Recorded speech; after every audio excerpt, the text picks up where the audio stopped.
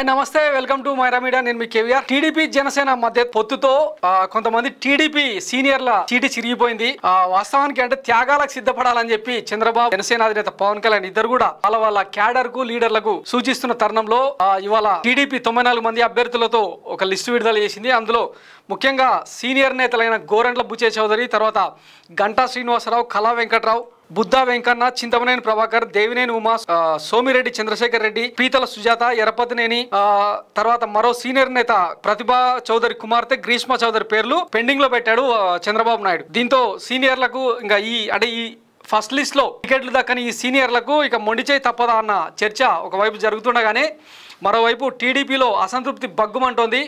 ఇంకోవైపు కొంతమంది రాజీనామా కూడా సిద్ధమైపోయారు. ముఖ్యంగా తెనాలి సీటు దక్కని ఆలపాటి రాజేంద్ర ప్రసాద్ టీడీపీకి రాజీనామా చేసి వైసీపీలో చేరేందుకు ఆయన సిద్ధమైపోయారు. మొత్తం మీద అంటే ఈ ఫస్ట్ లిస్ట్ లో కనుక చూసినట్టయితే మనం లోకేష్ బాబు తన మార్క్ ని స్పష్టంగా చూపించినట్టు రాజకీయ విశ్లేషకులు చెప్తున్నారు. ఎందుకంటే సీనియర్లను అందరినీ సైడ్ చేస్తే ఇక రాబోయే కాలంలో పార్టీకి అధ్యక్షుడిగా తనకు ఎదురుండదన్న ఉద్దేశంతో వీళ్ళందరి మీద ఆయన కుట్ర చేసినట్టు చెప్పుకొస్తున్నారు.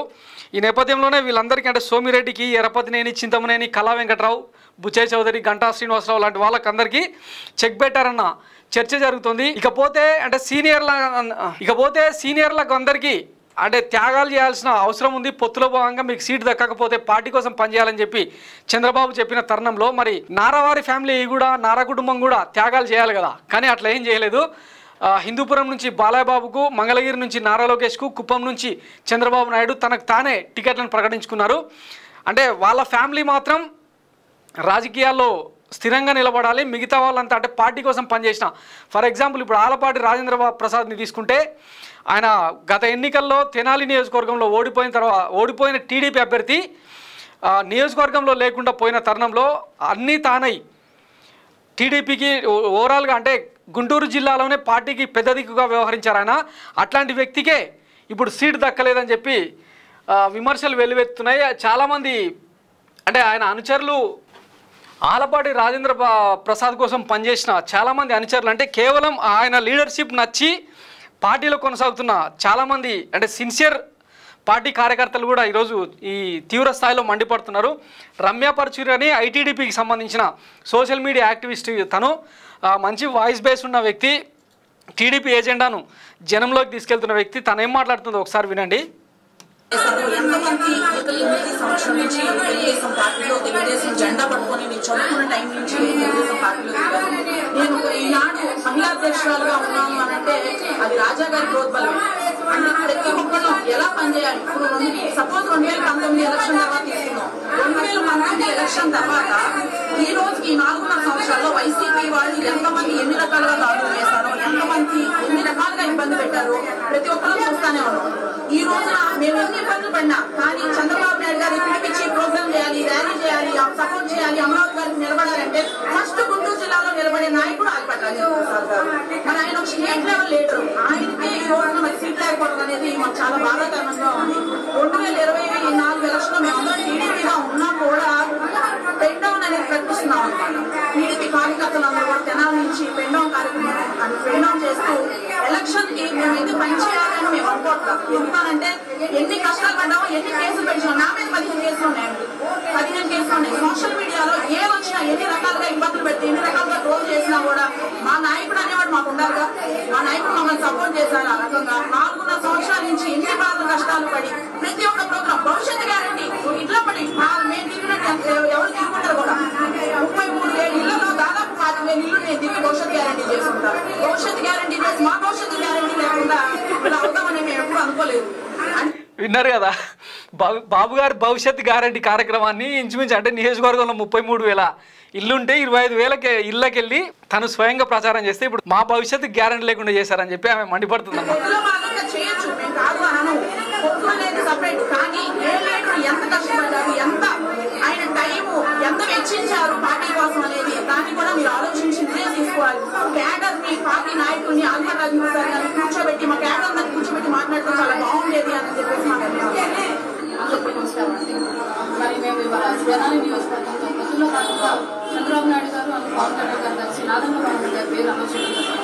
మరి మా ఆలపాటి రాజేంద్ర ప్రసాద్ గారు పార్టీలో ఆయన 17 ఏళ్ల వయసు నుంచి ఆయన వచ్చినట్టు 40 ఏళ్ల నుండి కూడా ఆయన రాజకీయ చరిత్రలో ఏ పార్టీలోని కూడా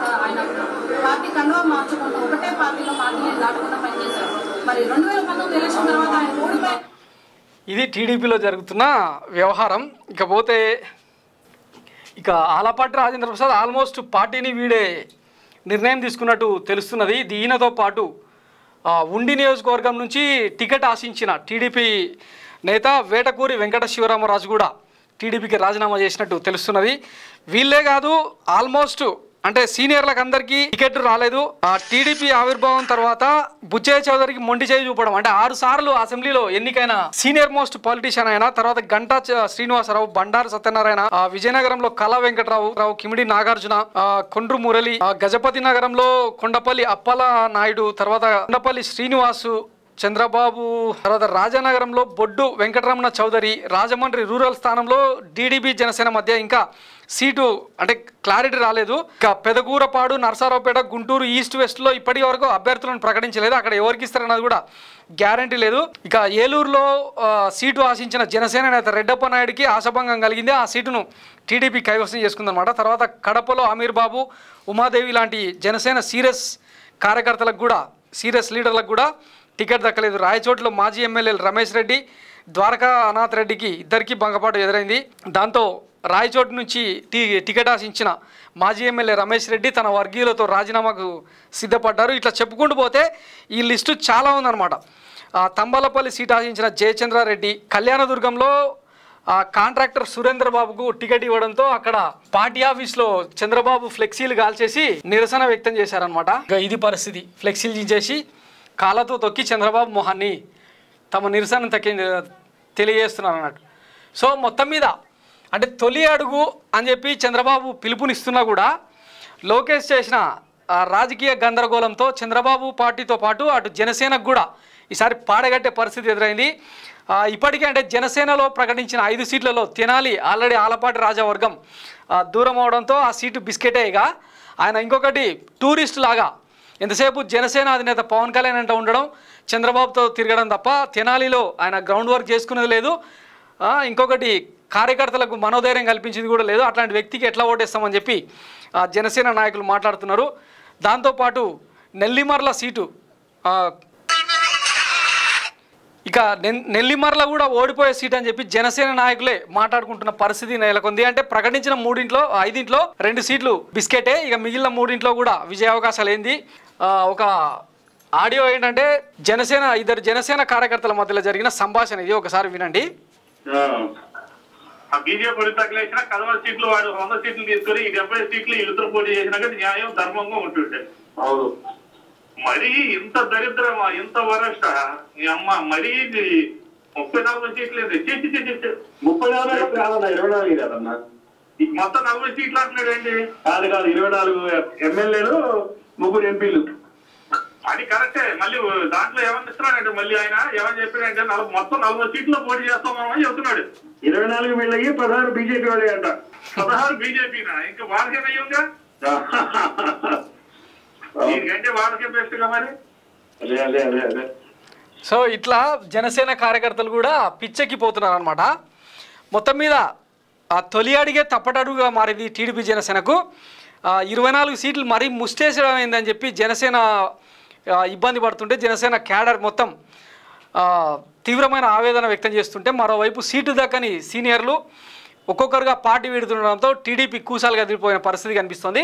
సో మరి ఈ ఎఫెక్ట్ వచ్చే ఎన్నికల్లో ఎట్లా ఉండబోతుంది, 2 పార్టీల మధ్య ఓట్ షేరింగ్ అనేది జరుగుతుందా, గెలుపు అవకాశాలు ఏందన్నది రాబోయే రోజుల్లో తేలే అవకాశం ఉంది.